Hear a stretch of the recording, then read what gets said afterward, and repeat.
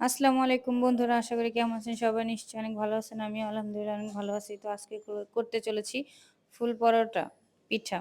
তো গুলিটাকে সেদ্ধ করে নিয়ে তারপরে হচ্ছে যে আপনার এটাকে মাখাইতেছি, কাই বানাইতেছি গোল গোল করে। এই যে বানানো হয়ে গেছে, এখন এটা বেলা হবে সুন্দর করে। এটা গোল গোল করে নিচ্ছি এটার বেলার জন্য। এটারে হ্যাঁ, এখন এটারে বেলবো। তো আপনারা দেখেন, এটা দেখতেছেন বেলা হয়ে গেছে।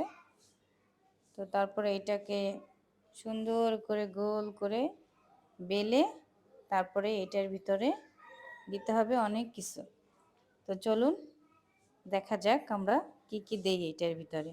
ওকে, দেখতে থাকুন। তো এই যে এই দেখতে পাচ্ছেন নারকেল আছে, চিনি আর নারকেল, মানে এই দুইটা মিক্সড করে এর ভিতরে দেওয়া হচ্ছে। তো দেখেন নারকেলটা দিয়ে দিছি, এখন চিনিটা দিতেছি। তো দেওয়া হয়ে দেখেন এইভাবে কিভাবে ডিজাইন হচ্ছে। তো দেখতে থাকুন।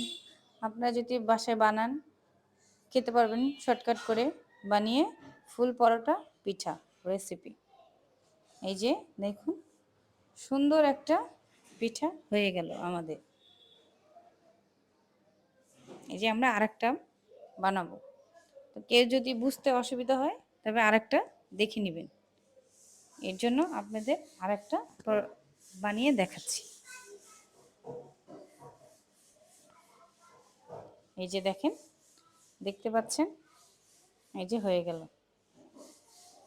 ওয়াও, সুন্দর সুন্দর একটা ডিজাইন হয়েছে।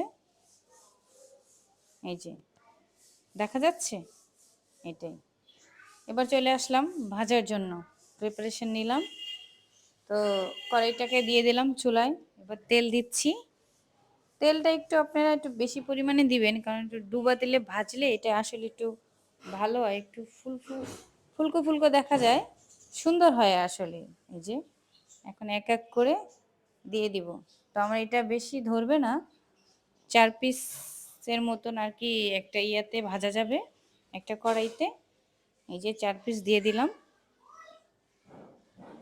তো এটাকে ভালো করে একটু হালকা করে, যদি আপনি একটু লাল কালার বা বাদামি কালার করতে চান, হালকা একটু বেশিক্ষণ করে নেবেন, তাহলেই হবে। এই যে দেখছেন অনেকটা কিন্তু ফুলে গেছে, সুন্দর দেখবেন, সুন্দর একটা কালার চলে আসবে। দেখুন আস্তে আস্তে কিন্তু একটা হালকা একটা বাদামি কালার চলে আসতেছে। তো আপনারা চাইলেই ঘরে করতে পারেন। তো হয়ে গেছে আমার। এখন আমি এটাকে একটা প্লেটে উঠাবো। এই যে দেখেন কত সুন্দর দেখা যাচ্ছে, সুন্দর। আমার কাছে আসলে এই পিঠাটা অনেক ভালো লাগে আমার কাছে খেতে, এর জন্য মাঝে মধ্যে আমি এই পিঠাটা খাই। এই যে তেলটা ভালো করে করে নেবেন, কারণ যারা বেশি তেল খাইতে চান না একটা টিস্যু নিয়ে নেবেন। তেলটা আসলে তারপর যদি থাকে তো টিস্যুর ভিতরে চলে যাবে। তো হয়ে গেছে। তো এখন দেখবো ট্রাই করে। তো দেখা যাক কেমন হয়েছে ভিতরে। এই যে ভাঙতেছি, বাপরে, একটা কামড় দিলাম, দেখেন এখন ভাঙতেছি। দেখেন ভিতরটা আসলে অনেক সুন্দর হয়েছে না? এই যে দেখেন, সেই মজা হয়েছে আসলে।